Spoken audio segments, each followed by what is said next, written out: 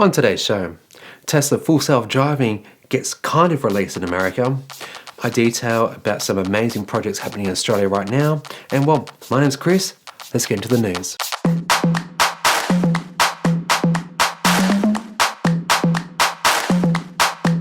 Okay, now for the next few minutes, I'm going to show you some newly announced cars, all of which are hybrids. But before I do, let me say this. I've decided that, well, from this day moving forward, I'm only going to bring you news and reviews on hybrids if they will run on a pure electric mode and they're going to do at least 40 kilometers. My reasons?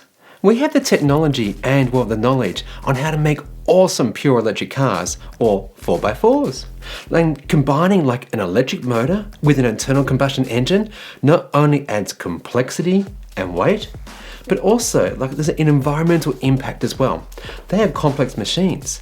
And well, legacy car makers, they're supporting fossil fuel companies and pushing higher running costs onto owners. So whilst I get why we have hybrids and well, they're a transition thing, the skeptic in me sees that what car makers are doing here, and that is, well, they're greenwashing. And well, check out this unveiling video and just note the birds and nature sounds.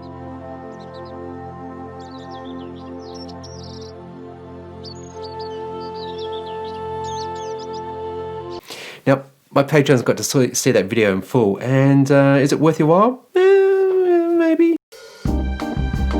By making hybrids, legacy car makers continue to wreak havoc on the environment and want to do so for as long as they can. And well, this is something I don't want to support, okay? So, with that little soapbox moment out the way, I give you the Jeep Wrangler 4xe.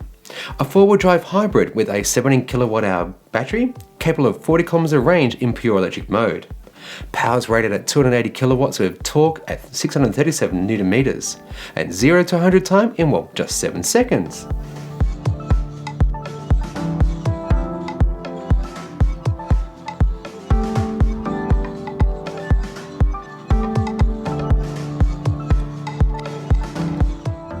Now, recalling what I just said a moment ago, take a listen to Jeep unveil the event and well, change my mind. Is this greenwashing or what?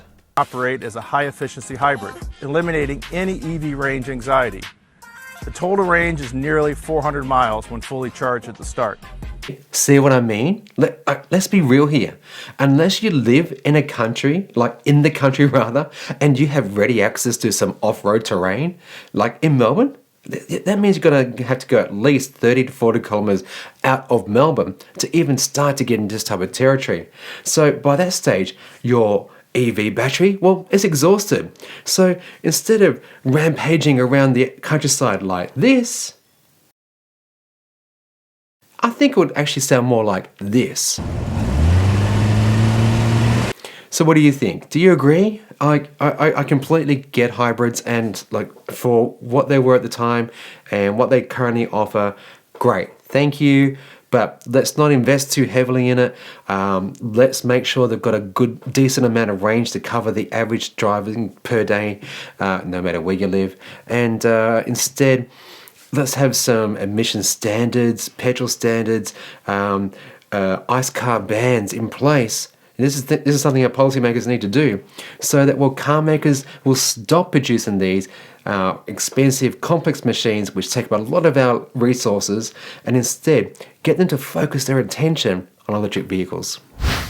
Okay, my next story is for green energy denying friend, Aussie Zoner. You know, the guy who famously said that, well, perhaps regrettably, that 100% renewable energy can't exist. No, it can't.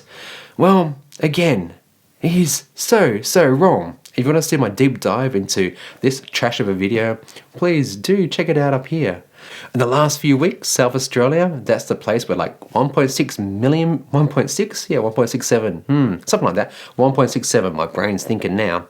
1.67 million people reached 100% solar power of state demand for the first time on Sunday, October 11. And then, a few days later, the state reached 100% wind power, again, state demand. Right, well, this is awesome news, and Aussie, are you paying attention? Like, isn't it amazing, right? Well, You know what? This isn't some accident. No, it's not just even a one-off. Tasmania. Tasmania runs on mostly 100% renewable power because, well, of hydro dams.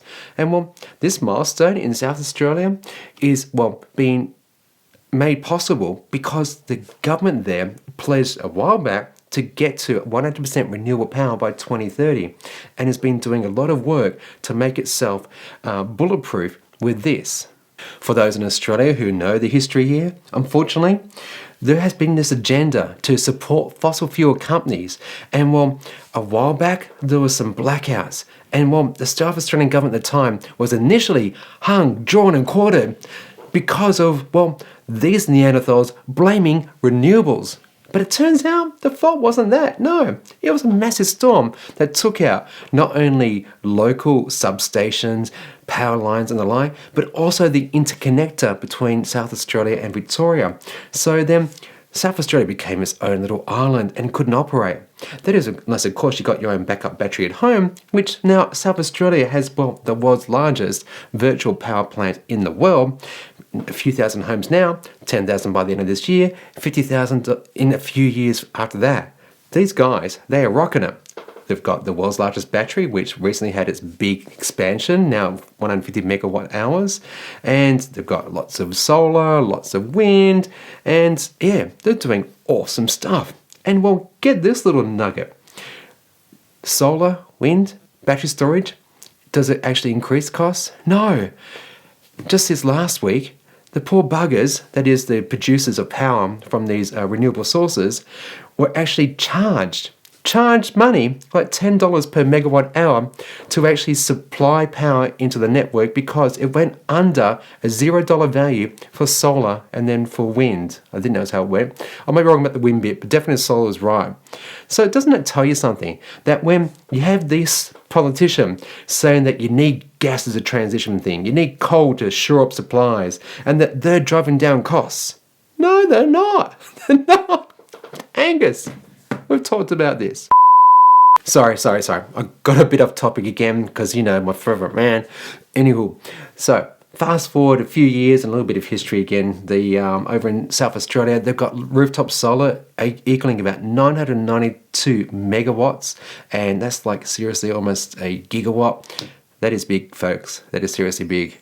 Then they've got large-scale solar at 330 megawatts, and well, these two events, you know, the one with the solar and the one with the wind providing the whole state of electricity, I only did so for about 30 minutes, but, you know, this is a signal of what's coming. And I'm truly excited and encouraged and feeling better about the world that we are creating. Good job, South Australia. Next up, my learner viewers will all know about solar, how it powers your home during the day or battery storage for night.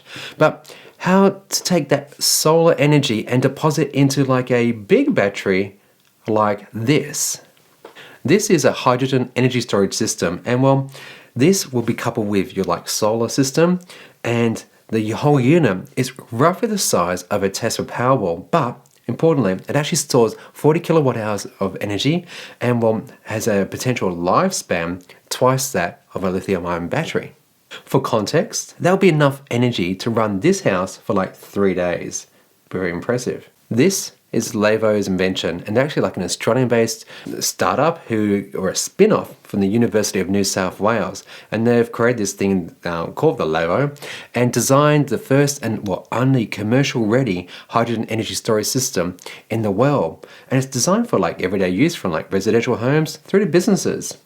Using a patented metal hydride which absorbs hydrogen in a metal alloy, they say that their system can offer like 3 times the amount of energy storage compared to similar sized devices, so like think Powerwall, and offer double the operational life. Now the LAVO system is priced from $29,000 to $34,000 depending on how soon you want it, and well, it's slated to be available for pre-purchase in November this year for installation mid next year.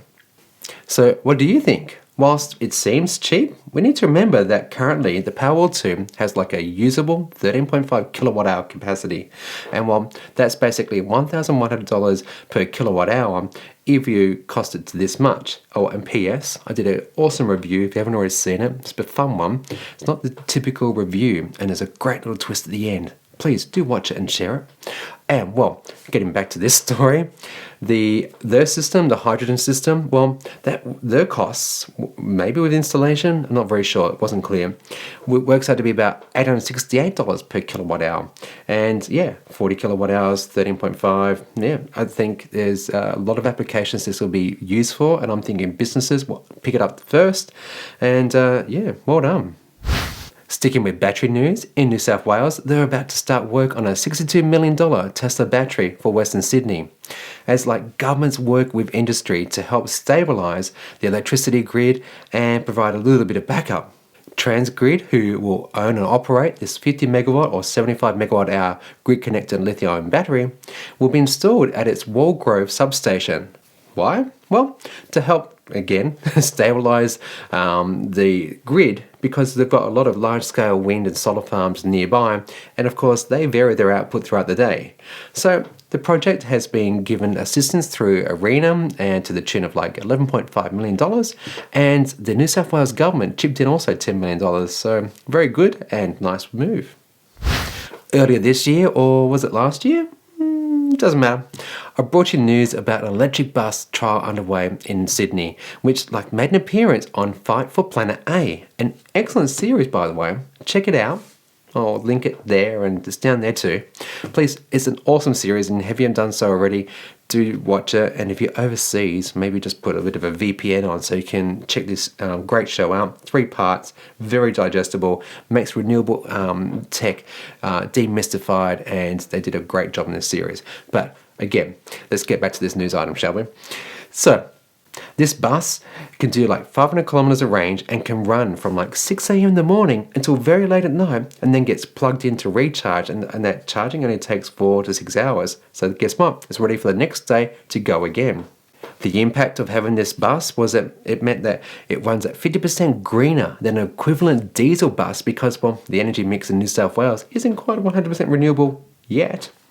And well, the company who imported that bus, True Green and Nextport, they've announced a $700 million plan. I'll say it again, $700 million. That's too big writing. To create a new electric vehicle manufacturing industry in Australia at a newly acquired site in New South Wales. You see, the New South Wales government has set a goal of transitioning its bus fleet with the purchase of 8,000 electric buses. That is seriously huge news. And well, I would reckon a big relief for residents who will be able to breathe just a little bit better. Ladies and gentlemen, turn on your cars. It's Supercharge. Imagine a fully electric motorsport series with crossover road cars zooming around urban cities across the world. We'll see 8 events across Asia Pacific, China, Europe, Middle East and USA, and they will pit 16 top class drivers against each other, and will feature a simple 1.5 day event format.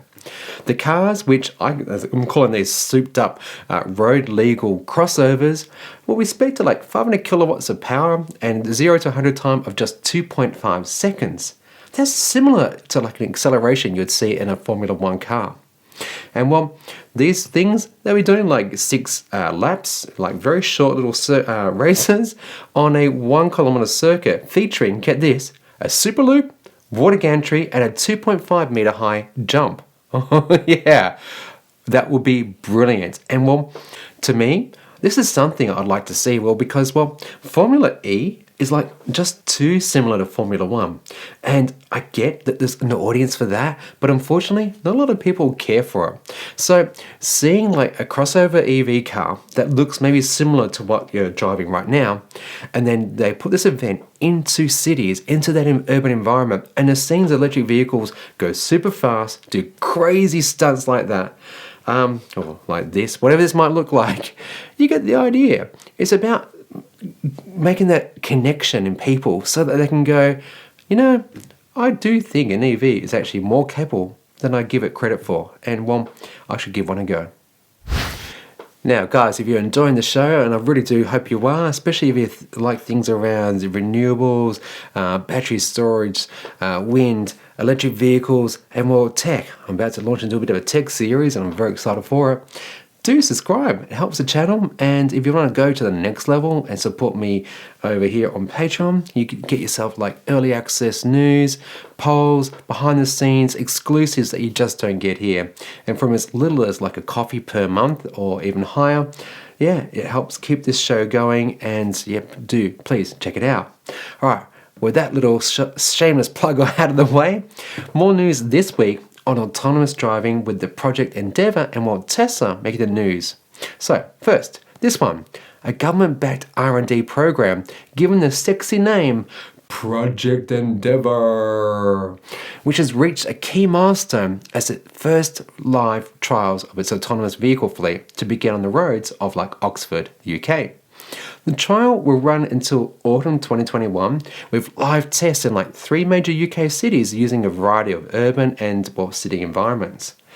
Using a fleet of 6 Ford Mondeo vehicles enabled with the Ox body car, they are actually capable of doing level 4 autonomous driving. And this last week, Tesla released its full self-driving software to a select, lucky few Americans. Noted by Elon as being like at beta level now, ready for road user trials. And what footage has started filtering through. And I've left some links down there and up there. And the people who are actually posting these videos, give them some love, go check them out. It's pretty awesome. We've got a Model 3 and a Model S or an X. I can't tell if it's an X or an X. And look, they're doing left-hand turns, which in America is a big thing because you think about it, you've got to go to the middle of the road. The computer has to judge about the cars coming towards them, plus crossway traffic, so that's pretty damn impressive. Easily doing right-hand turns and, what importantly, roundabouts. Pretty amazing, and hey, does that then mean that my prediction about full self-driving in 2025 is wrong? I think I might caveat it now, because yeah, no one likes being wrong, do they? But what do you think? Do you think we'll actually see in Australia this beta trial for full self-driving in the next, I don't know, how long? How long do you think? Let me know, put them down below. And yeah, I'll be very curious to see if it actually does get out here in the next year or so in beta form. I think regulatory form, like in terms of regulatory approval rather, our politicians, our bureaucrats, they just would be so loath to approve this. Could you imagine the headlines in some sort of media channel where it's like, driver falls asleep at the wheel, car drives. I don't know, something along those lines. I think it's promising, it's exciting, but nonetheless, for Australia, I don't know. Yeah, let me know. I'd like to hear your thoughts. Alright, well, that does it for a short and sweet episode, and I do hope you've enjoyed it. If you have, smash that subscribe button. Join me over here on Patreon, along with like Nigel Farrier, Ashley Hill, and Tessa and the Gong.